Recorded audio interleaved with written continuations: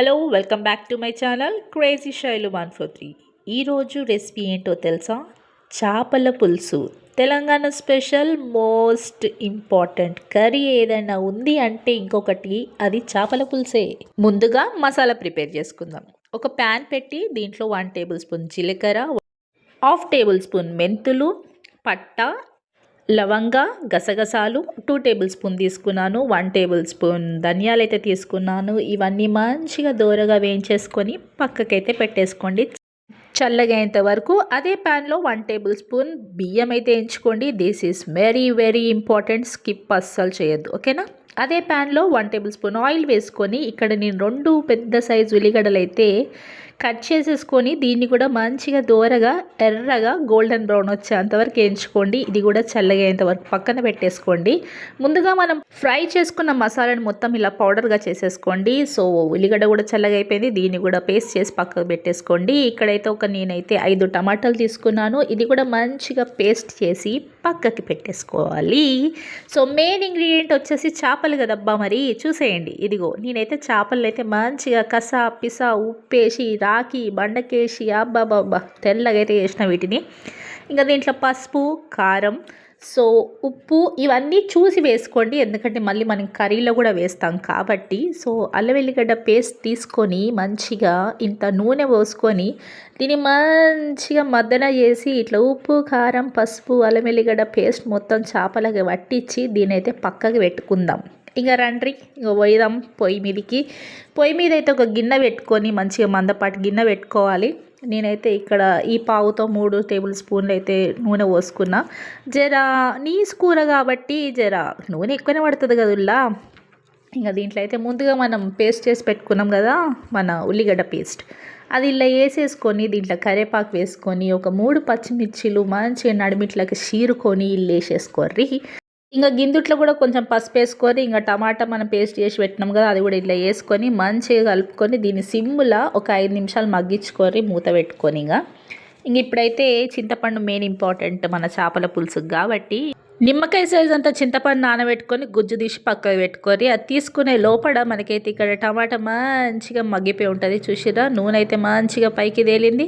ఇంకా దీంట్లో ముందుగా మనం పట్టి పెట్టుకున్న మసాలా ఉంది కదుల్లా అదైతే ఒక 3 టేబుల్ స్పూన్ అయితే వేసుకుంటున్నాను నేను ఇక్కడ. ఇంకా కారం, ఉప్పు మళ్ళీ యథావిధిగా వేసుకున్నాడే. ఆ చేపలకు పట్టించినాం కదా అక్క, మరి దీంట్లో ఎక్కువ అవుతుంది అనుకోకరి, ఎందుకంటే మనం దీంట్లో పులుపు ఎక్కువ వేస్తున్నాం కాబట్టి కారం మంచిగా దట్టగా వేసుకుంటేనే చేపల పులుసు అనేది బాగుంటుంది అన్నమాట. ఇది కూడా మంచిగా మగ్గింది కదా, ఒక్కసారి కలుపుకొని ఇప్పుడైతే మనం దీంట్లో చింతపండు అయితే రసం పోసుకోవాలా. సో చింతపండు రసం పోసుకున్నాక సో మీరు తీసుకునే చేపల్ని బట్టి మీరు ఎంత అయితే పులుసు కావాలనుకుంటారో అంత అయితే వాటర్ అయితే యాడ్ చేసుకోండి. ఇలా నేనైతే ఒక చిన్న చెంబడైతే పోసుకున్నా, ముక్కల్ని బట్టి తీసుకున్నా. ఇక దీన్ని కూడా మంచిగా మసలనియాల. చింతపండు ఎంత మసిలితే అంత టేస్ట్ వస్తుంది. ఇక్కడైతే పులుసు శుభ్రంగా మసిలిపోయిందిలా. ఇక్కడైతే మనం ముందుగా మసాలా గిట్ల అన్ని పట్టించి పెట్టుకున్నాం కదా ముక్కలు, అవైతే మంచిగా ఒక్కొక్కటి ముక్క మునిగేంత వరకు వేసుకోరు, ఒక్కొక్కటి మెల్లగా. ఇంకా గ్యాస్ అయితే సిమ్లో పెట్టుకోవాలి ఇప్పటి నుంచి. ఇంకా ఇవన్నీ ముక్క మునిగేంత వరకు వేసుకొని ముద్దుగా ఒక్కసారి గంటతోటి తిప్పాల. దాని తర్వాత మళ్ళీ గంట పెట్టద్దు చేప పులుసులల్లో, ఎందుకంటే చేపలు ఇరిగిపోతాయి కాబట్టి అవి చాలా సున్నితంగా చాలా సునాయసంగా ఉంటాయి. కాబట్టి ఇట్లా ఒక్కసారి కలుపుకొని మూత పెట్టిర్రనుకో సిమ్ముల దీన్ని ఒక 20 నిమిషాలు వదిలేయాలి. వదిలేస్తేనే మనం చేసి పెట్టుకునే పులుసు రుచి అనేది చేపకి దిగుతుందిలా. దబదబ హై ఫ్లేమ్లో పెట్టి ఉడికిచ్చిర్రు అనుకో చేప అంత టేస్ట్ ఉండదు అనమాట. అట్లా ముద్దుగా మసిలినాక ఒక్కసారి మూత తీసి గిన్నెని అటు ఇటు ఊపుర్రి, అంతేగాని గంట పెట్టొద్దు ఇందాక నేను ఊపినట్టు. ఇంకా చూసిరా చేపకైతే ముద్దుగా మంచిగా మసాలా అంతా పట్టి మన చింతపండు రసం మొత్తం చేపకైతే మంచిగా పట్టేసింది. ఇక లాస్ట్లో ఇంత కొత్తిమీర వేసుకొని మూత పెట్టుకొని గ్యాస్ బంద్ చేసుడే గంతే. మళ్ళీ కొత్తిమీర వేసినాం కదా 5 నిమిషాలు మగ్గించుకోవాలి కదా, ఏం అవసరం లేదు. ఆ వేడికే మంచిగా చూసిరా ఎంత ముద్దుగా ఉడికిపోయిందో కొత్తిమీర, చిక్కగా మస్తు వచ్చిందిలే. సో చేప పులుసు ఎప్పుడైనా వండిన వెంటనే తినొద్దులా, ఒక గంట నన్ను వదిలేసేయాల.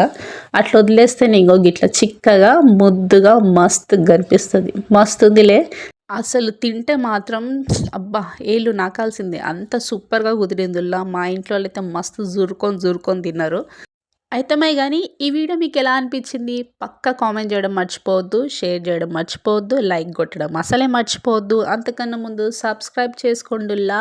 చేసుకున్న వెంటనే బెల్ ఐకాన్‌ని క్లిక్ జేసి పెట్టుకోండి.